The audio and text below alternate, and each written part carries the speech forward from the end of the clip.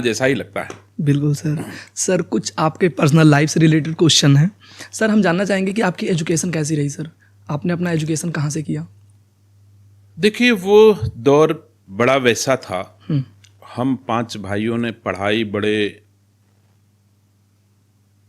संकट में हम लोगों ने पढ़ा है।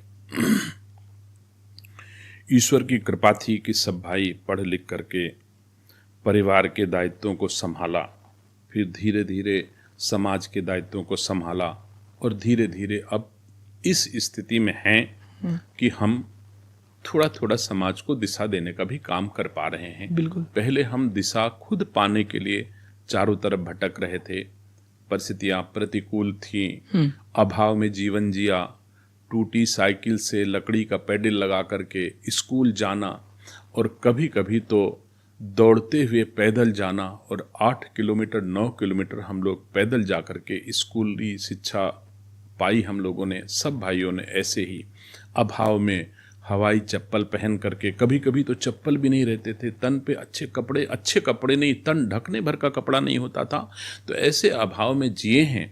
और खूब मन से परिश्रम करके, खूब खेतों में काम करके, अपने घर का पूरा परिवार का काम, सवेरे 4 बजे उठना, अपने घर का झाड़ू सफाई करना, अपने जानवरों को चारा काटना, गोबर बहाना, तैयार करना, उसके बाद फिर खेतों में काम करना, फिर खेतों में काम करके फिर नहा धो के स्कूल जाना, लौट के आना, फिर दोपहर में जानवरों को चराने जाना, उनका राशन पानी का इंतजाम करना, चारा पानी करना। ऐसे जीवन जी करके अपना घर जी। पहले अपने सर पर मिट्टी ढो करके मैंने अपना घर बनाया, जिसमें परिवार को रहने का इंतजाम किया गया। और उस यात्रा से धीरे धीरे धीरे भगवान की कृपा हुई, मेहनत फल लाई, नीतियां अच्छी थी, भगवान पर विश्वास करके, समाज में अच्छा आचरण करके, समाज में सबकी सेवा करके, समाज में सबको सम्मान दे करके जीवन जिया, तो आज ये खुशहाली का दौर भी हम लोग देख पा रहे हैं। तो मैं धन्यवाद देता हूँ रायबरेली के उन लोगों का जिन्होंने एक परिवार के हम लोगों को आगे बढ़ाने में अपनी भूमिका, अपना आशीर्वाद, अपना स्नेह, अपना सहयोग दिया। बहुत सारे लोगों का योगदान भी है, हमारे परिवार का योगदान है, हमारे माँ बाप का आशीर्वाद है, प्रभु का आशीर्वाद है, जो हम लोग एक अच्छा जीवन आज की तारीख में जी रहे हैं। और मुझे खुशी है, मैं अपनी पीढ़ियों को जरूर कहूँगा कि जो अच्छा काम करके, जो सम्मान दे करके सम्मान पाता है, वो बहुत दिन चलता है। सम्मान पाने के लिए कोई शॉर्टकट ना अपनाए, सम्मान पाने के लिए खूब सम्मान दे, यही सबसे बड़ा महत्वपूर्ण जीवन का अनुभव होगा, जो हमारी अगले आने वाली पीढ़ियां अपने जीवन में उतारें और सम्मान पाएं। बिल्कुल सर, आपने जैसा बताया कि ये हमारे पूरे देशवासियों के लिए एक बड़ी चीज़ रहेगी कि हम अपने संघर्ष से दूर नहीं होना चाहिए, हमें मेहनत करना चाहिए सच्चे दिशा में, और भगवान उसका फल जरूर देता है। बिल्कुल। सर, राजनीति में आने के बाद क्या कभी ऐसा मोड़ आया आपकी लाइफ में जब आपने सोचा कि अब राजनीति क्या छोड़ देनी चाहिए? फिर आपने अपने आप को कैसे बूस्टअप किया?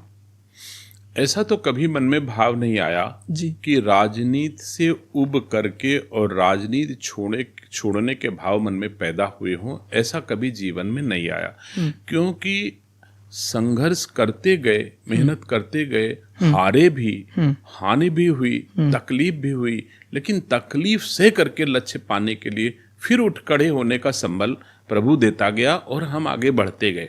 तो मेरे मन में कभी ये नहीं आया कि राजनीति हम छोड़ दें। संघर्ष किया, बहुत बार चुनाव हम हारे, हमारे परिवार के लोग हारे, बहुत हानि भी उठाई, लेकिन भागे नहीं, संघर्ष जारी रखा, और मन में कभी हीन भावना आने नहीं दी कि हम असफल ही होंगे।